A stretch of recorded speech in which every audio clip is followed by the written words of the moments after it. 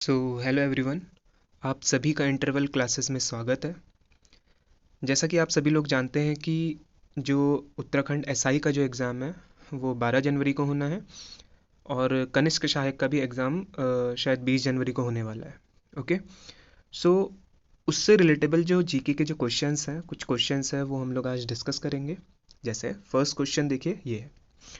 First question दे रखा है कि ब्रिटिश कुमाऊं गढ़वाल प्रसिद्ध पुस्तक के लेखक कौन है। ठीक है, जो ब्रिटिश कुमाऊं गढ़वाल है, इस जो ये बुक है, इसके लेखक कौन है? तो डॉक्टर आर एस टोलिया। ठीक है, याद रखिएगा, डॉक्टर आर एस टोलिया। डॉक्टर आर एस टोलिया के बारे में अगर बात करें, इनका पूरा नाम क्या है? इनका पूरा नाम है रघुनंदन सिंह टोलिया। ठीक है, रघुनंदन सिंह टोलिया इनका पूरा नाम है। रघुनंदन सिंह टोलिया कौन है ये? रघुनंदन सिंह टोलिया, देखिए, ये एक 1971 बैच के आईएएस ऑफिसर हैं। ठीक है, ये एक 1971 बैच के एक आईएएस ऑफिसर हैं जो कि 2003 से 2005 तक 2003 से 2005 तक राज्य के उत्तराखंड राज्य के मुख्य सचिव रह चुके हैं। ठीक है, मुख्य सचिव रह चुके हैं 2003 से, सॉरी, मुख्य सचिव 2003 से 2005 तक। ठीक है, मुख्य सचिव रह चुके हैं। अब ये जो मुख्य सचिव थे ना, ये थर्ड नंबर के मुख्य सचिव थे, उत्तराखंड राज्य के थर्ड नंबर के मुख्य सचिव थे। अच्छा, थर्ड के ये थे, तो फर्स्ट नंबर का कौन था? फर्स्ट नंबर के थे अजय विक्रम सिंह। ठीक है, याद रखिएगा, फर्स्ट जो मुख्य सचिव थे वो कौन थे? फर्स्ट जो मुख्य सचिव थे वो थे अजय विक्रम सिंह। ओके, कौन थे? अजय विक्रम सिंह, याद रखिएगा। तो फर्स्ट नंबर के याद हो गए, एंड आप लोगों को थर्ड नंबर के तो यही थे कि आर एस टोलिया जी। और अगर बात करें, यही जो आर एस टोलिया जी हैं ना, थर्ड नंबर के तो मुख्य सचिव हैं, बट ये फर्स्ट नंबर के मुख्य सूचना आयुक्त है। याद रखिएगा, मुख्य सूचना आयुक्त है ये third number, sorry, first number के मुख्य सूचना आयुक्त है। ठीक है, तो ये कुछ फैक्ट्स थे जो डॉक्टर आर एस टोलिया जी के बारे में आप लोग याद रखिएगा। अच्छा, तो हमने पढ़ा कि आर एस टोलिया जी की जो बुक है वो कौन सी थी? वो थी ब्रिटिश कुमाऊं गढ़वाल। क्या इन्होंने और भी कुछ बुक्स लिखी हैं? देखते हैं, आइए। इनकी कुछ दो और फेमस बुक्स हैं, वो याद रखिएगा। एक है पटवारी, पटवारी घराट और चाय। ठीक है, पटवारी घराट और चाय, ये एक इनकी एक फेमस बुक है। एंड इनकी जो दूसरी जो फेमस फेमस बुक है वो है इनसाइड उत्तराखंड टुडे। ठीक है, इनसाइड उत्तराखंड टुडे, ये भी इनकी एक बुक है, याद रखिएगा, उत्तराखंड टुडे। ठीक है, तो ये आर एस टोलिया जी के बारे में इतनी बातें याद रखिएगा। आगे देखते हैं, नेक्स्ट क्वेश्चन देखते हैं हमारा। नेक्स्ट क्वेश्चन हमारा कहता है, उत्तराखंड की प्रमुख, सॉरी, उत्तराखंड की प्रथम महिला पुलिस महानिदेशक थी। ठीक है, तो इसका जो राइट आंसर है वो है कंचन चौधरी भट्टाचार्य जी। ठीक है, कंचन चौधरी भट्टाचार्य जी। कौन थी ये थी 1973 बैच की। ठीक है, 1973 बैच की एक आईपीएस ऑफिसर थी। कौन थी? एक आईपीएस ऑफिसर थी। Okay, IPS officer. अच्छा, ये याद रखिएगा, ये देखो, जैसा आप सभी को पता होगा कि पूरे भारत की, पूरे इंडिया की जो फर्स्ट जो आईपीएस ऑफिसर है वो कौन है? किरण बेदी जी हैं। तो सबको पता होगा ये किरण बेदी जी हैं। और सेकंड नंबर की पता है कौन है? सेकंड नंबर की ये यही है। ठीक है, सेकंड नंबर की यही है, कंचन चौधरी भट्टाचार्य जी।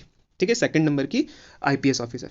अच्छा, ये जो कंचन चौधरी भट्टाचार्य जी है ना, सेकंड नंबर की, तो पूरे देश में सेकंड नंबर में आईपीएस ऑफिसर बनने वाली दूसरी महिला थी। ठीक है, और यही क्या है, फर्स्ट नंबर की डीजीपी रैंक तक, ठीक है, director general of police, DGP rank पे जाने वाली पहली महिला थी। ठीक है, पहली जो फर्स्ट जो फीमेल थी जो डीजीपी की रैंक तक गई थी वो कौन थी? कंचन चौधरी भट्टाचार्य जी। ओके, तो इतना फैक्ट्स इनके बारे में याद रखिएगा। आगे देखते हैं, नेक्स्ट क्वेश्चन हमारा कहता है कि अंतर्राष्ट्रीय मानवाधिकार दिवस कब मनाया जाता है। ठीक है, तो अंतर्राष्ट्रीय मानवाधिकार दिवस जो है वो 10 दिसंबर को मनाया जाता है। ठीक है, क्यों, ऐसा क्यों?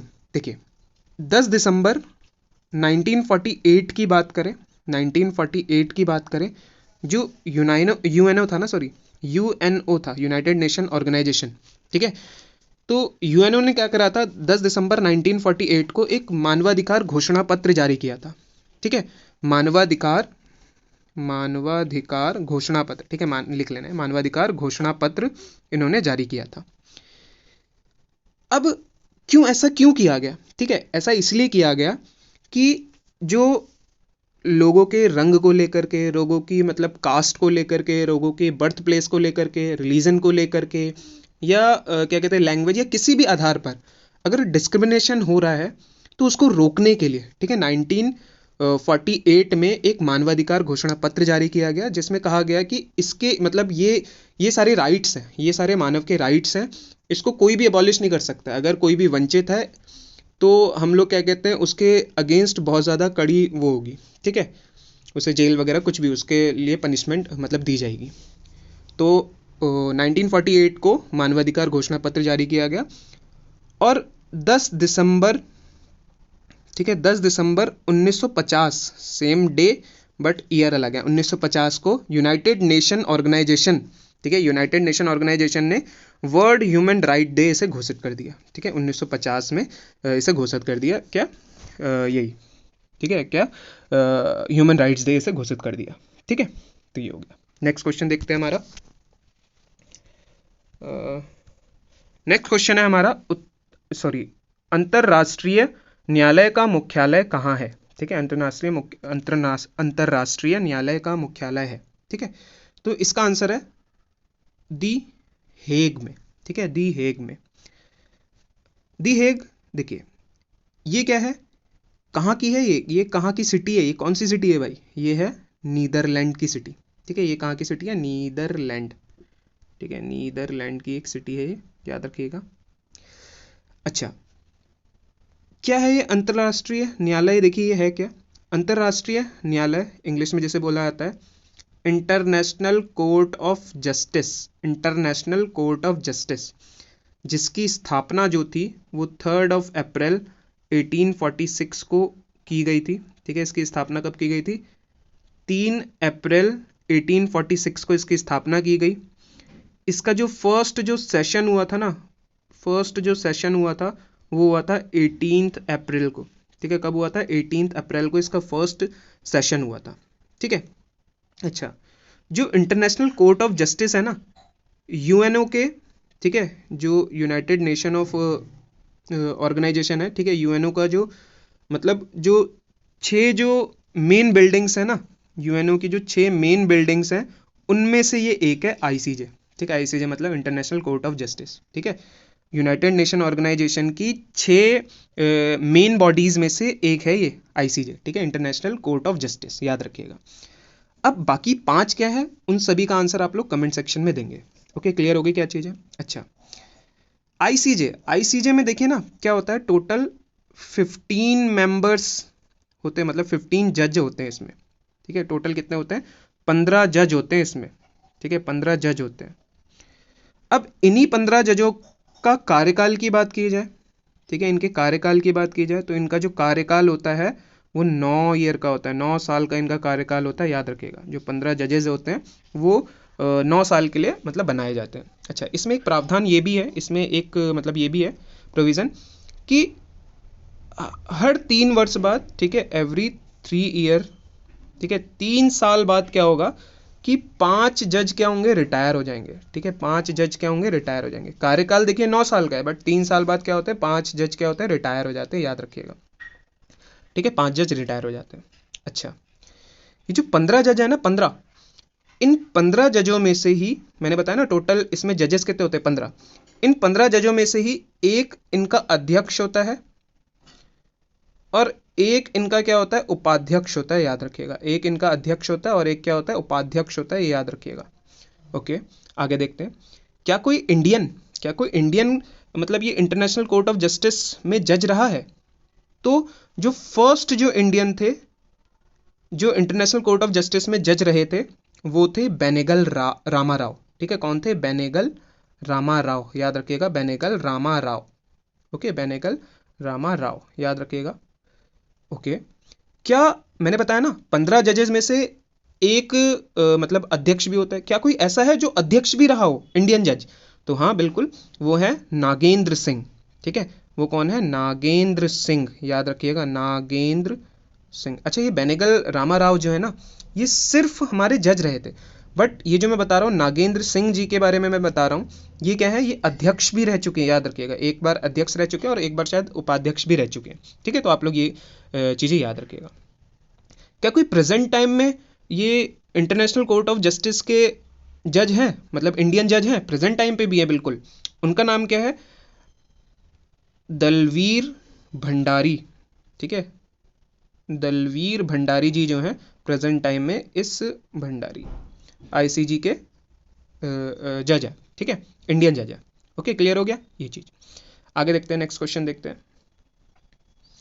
देखिए, उत्तराखंड विधानसभा में एक सदस्य नामित किया जाता है, कौन सा एक सदस्य है जो नामित किया जाता है? तो उसका ऑप्शन है सी, एंग्लो इंडियन समुदाय से। ठीक है, देखो पहले ऐसा होता था कि मतलब एंग्लो इंडियन कम्युनिटी से एक मतलब एक सीट रिजर्व की जाती थी, बट जनवरी 2020 से क्या किया गया, जनवरी 2020 से क्या किया गया कि 126th अमेंडमेंट किया गया, 126th अमेंडमेंट किया गया, और भारत की जो लोकसभा होगी ना, भारत की जो लोकसभा होगी, ठीक है, भारत की लोकसभा जो होगी और राज्य की जो विधानसभाएं होंगी, ठीक है, राज्य की जो विधानसभाएं होंगी, लिख लीजिएगा विधानसभाएं जो होंगी, उसमें से ये जो मतलब एंग्लो इंडियन की जो एक जो सीट थी जो आरक्षित थी, उस सीट को भी हटा दिया गया। ठीक है, कब? जनवरी 2020 से।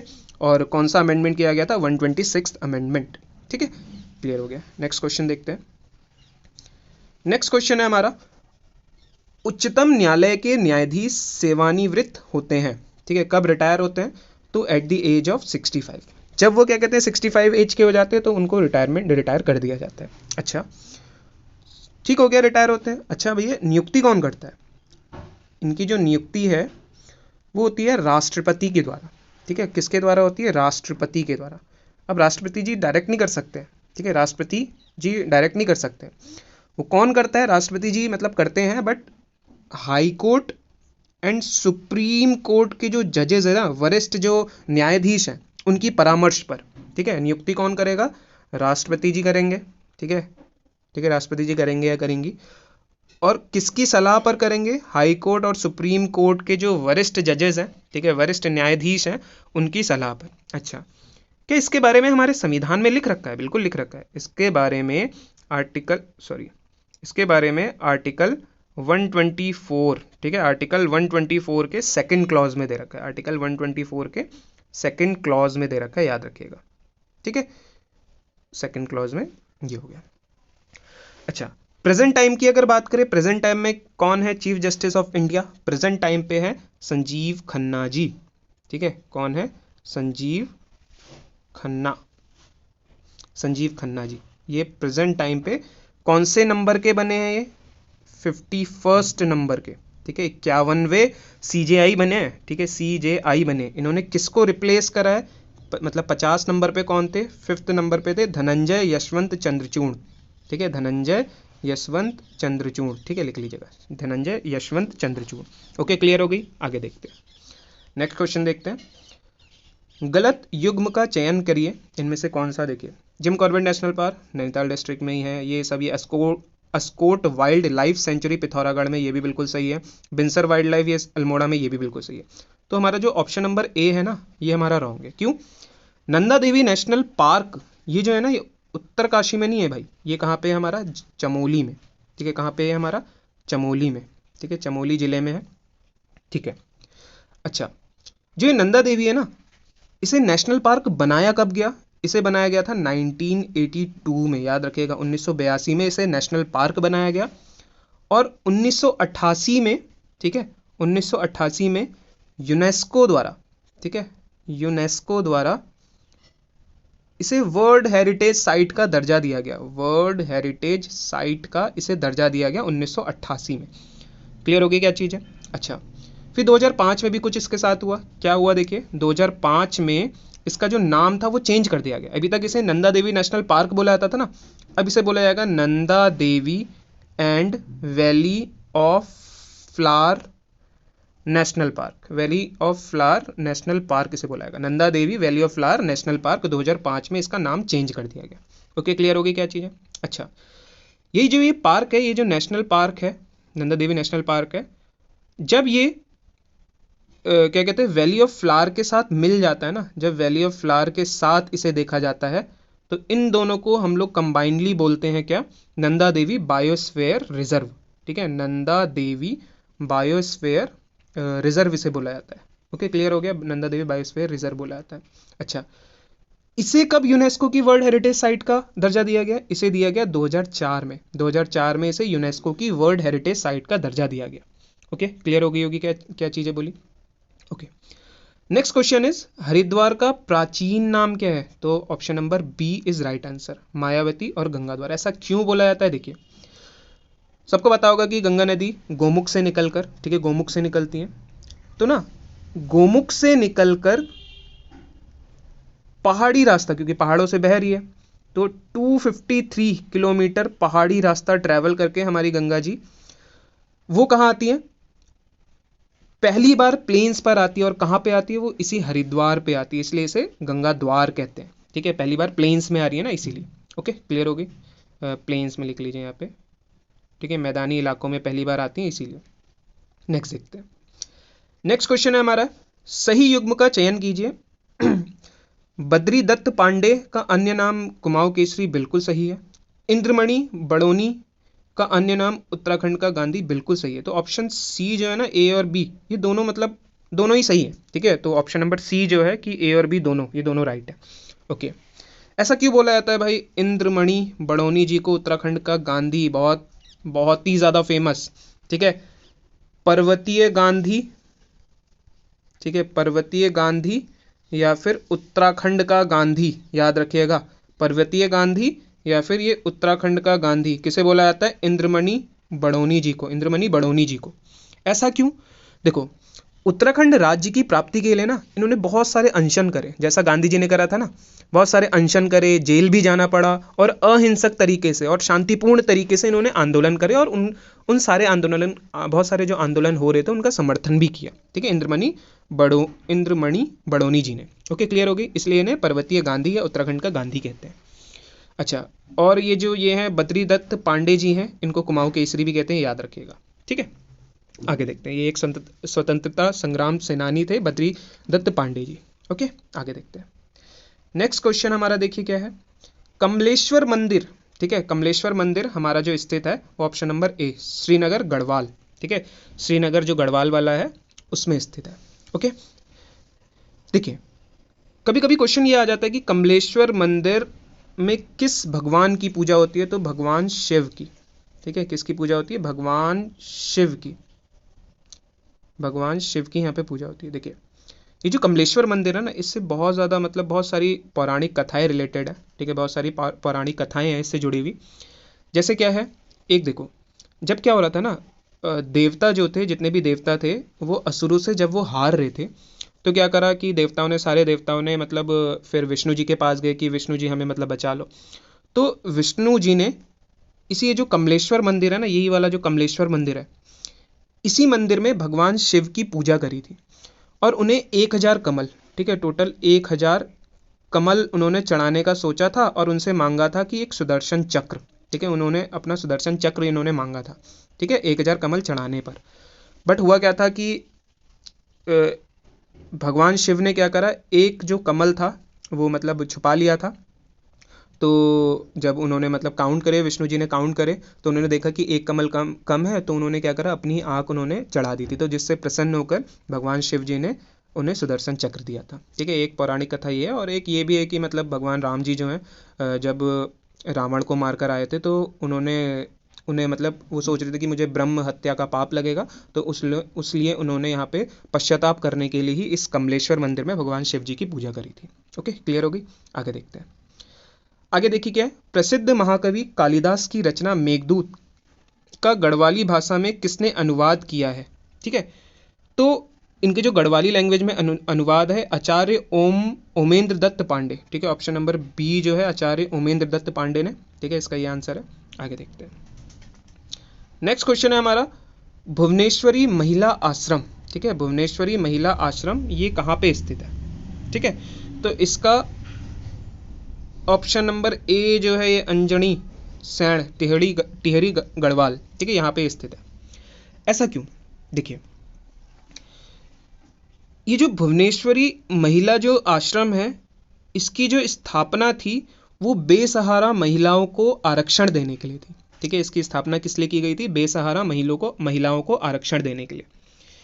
किसने इसकी स्थापना करी थी? तो स्वामी मनमथन जी। ठीक है, याद रखिएगा नाम, बहुत फेमस पर्सनालिटी है, स्वामी मनमथन जी ने इसकी स्थापना की थी।